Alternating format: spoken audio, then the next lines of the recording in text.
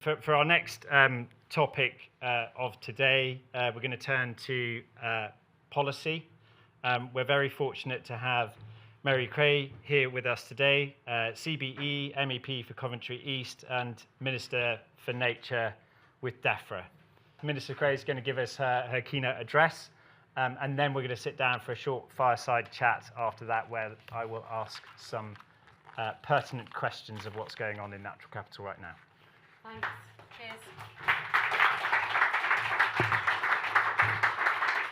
Thanks so much for that, Rob. And I'm acutely aware that I'm probably the most hated woman in this room now. There's nothing I hate more than a good drink being interrupted by a politician. So apologies in advance for that. I'm absolutely thrilled to be here today. Sorry for being late. The life of a minister is never totally under my own control. The good news is I don't have to go back to vote on the Diego Garcia bill. So, you know, take the wins where you find them in these interesting political times. We're here today because we all recognise the value and importance of nature in our communities, in our economy, the importance to our mental and physical health, our food system, our resilience to climate change, and our future prosperity.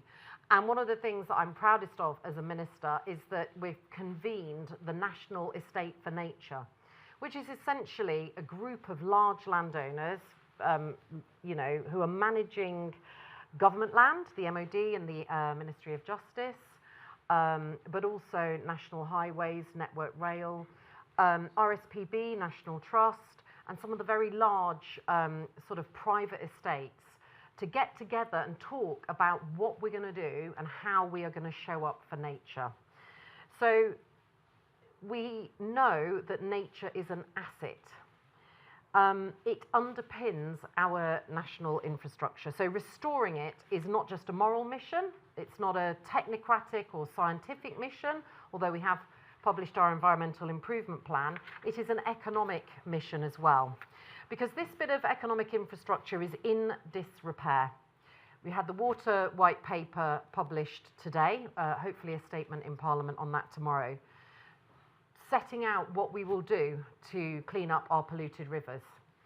I spent the last 4 days of not last weekend, the weekend before last, chairing emergency groups with South East Water, as around 100,000 people in the southeast of our country were left without water in a bitterly cold week post-storm Goretti in January. Newborn babies being bathed in a bucket, people at end-of-life care where their carers are unable to make them a cup of tea.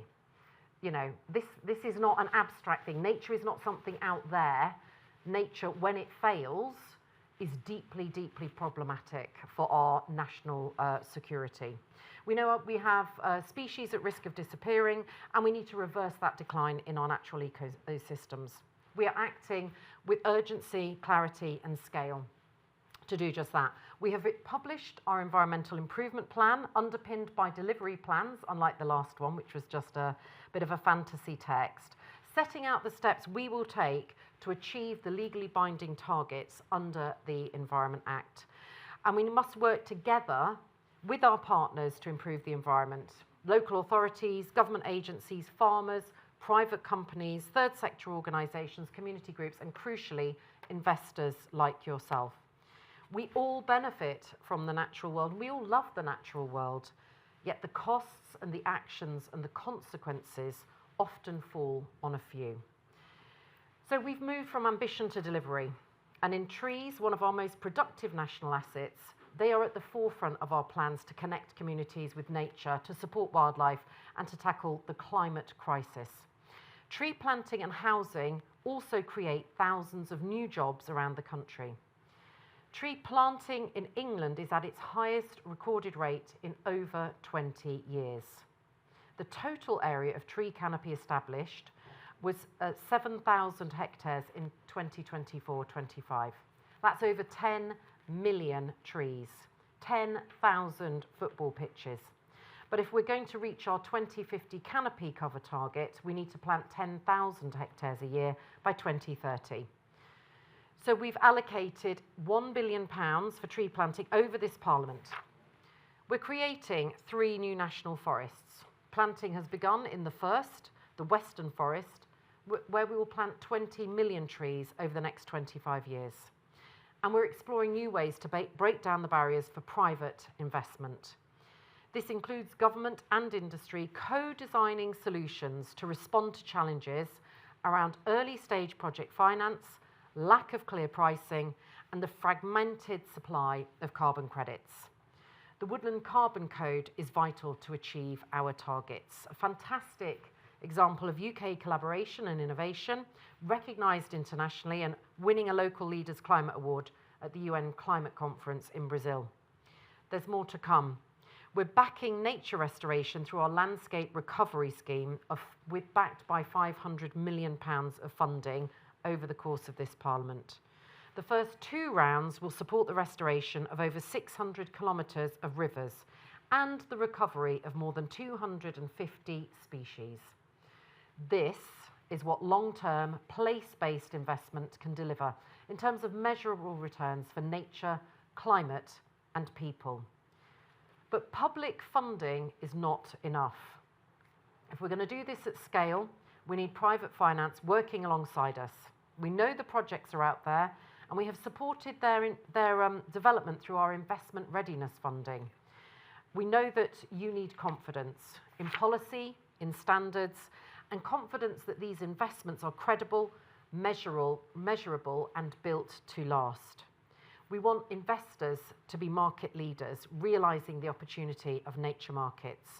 We need to send signals from policy that are long-term, that are really loud, that are legal, and they are also local. That is why the government published a call for evidence on private investment in nature recovery, to listen to the market and hear your ideas. We've asked you what works and what doesn't, and what we can do to remove barriers and unlock scale. You gave us some great answers, so thank you for that. From many economic sectors which impact and depend upon nature. We're going to issue our response this spring, setting out the findings and setting out our future approach. We want to build nature markets with investors, land managers, and communities, so investment flows to real-world projects and into that national infrastructure that we all need. We're using public funding more strategically. The big UK Nature Impact Fund is designed to act as a catalyst. Through government's £30 million commitment, our fund managers are required to mobilise at least £60 million in private investment to support biodiverse woodland creation, peatland restoration, and habitat banks. The fund will prove that high-integrity nature recovery projects can provide a suitable financial return for institutional investors. This is just one area where we're trying to de-risk investment and crowd in private capital to demonstrate investability and move from pilots to scale, because trust in markets is essential. That's why we've worked with the British Standards Institution to develop a suite of standards for nature-based investment, and we're famous around the world for our rule of law. So yes, it's always got a bit of a question mark around it at the moment. But we are looking at the rule of law, internationally recognised, and we're really good at metrology, we're really good at measuring things, and we're really good at maths, and we're really good at nature. And all of these things mean that when we think about things and do things, lots of other people follow. So I'm not saying any of this stuff is easy, but when we do it, it gives the rest of the world confidence that they can follow suit. The next release of these standards is in March, and we want to see outcomes that are real, long-lasting, measurable, and transparent to protect investors, to protect nature, and to drive public confidence. High standards are not a constraint, they are the foundations on which long-term investment depends. So let me close by saying this. I had 5 years off from politics when I lost my seat in 2019. I spent a lot of time in various WeWorks around the city during COVID and after COVID. And I spent a lot of time looking out from tall buildings like this at the infrastructure that any great nation, any great capital city needs. And what we needed when we were in COVID was we did need the trains, and we did need the bridges, and we did need the hospitals, and we did need the schools in different forms, and we did need the finance houses. But what we also needed was our local parks, our local nature reserves, our city benches, our places, our canals, our rivers, places where people could deal with a crisis, a collective trauma, and where they could take a bit of time out, where they could do their false commute to work before they sat in front of the laptop for another 4 hours. And when we think about what we want to have delivered at the end of all of our lives, no one's ever going to think I wanted to spend more time online following whichever particular social media is your drug of choice, whether that's Instagram, Truth Social, Twitter. I've got a bot that follows Truth Social because I think the real thing is probably too much. But, you know, what did we do? What were the memories that we made? The memories I made was taking my daughter for a swim and getting hissed at by a swan in a river, going on a bike ride with my husband to Greenwich and getting a bit lost on some of the new cycle paths. You know, these are the only things that I can really remember from 2020 to 21. You know, so little happened and yet so much was happening. And I just think about how planting forests,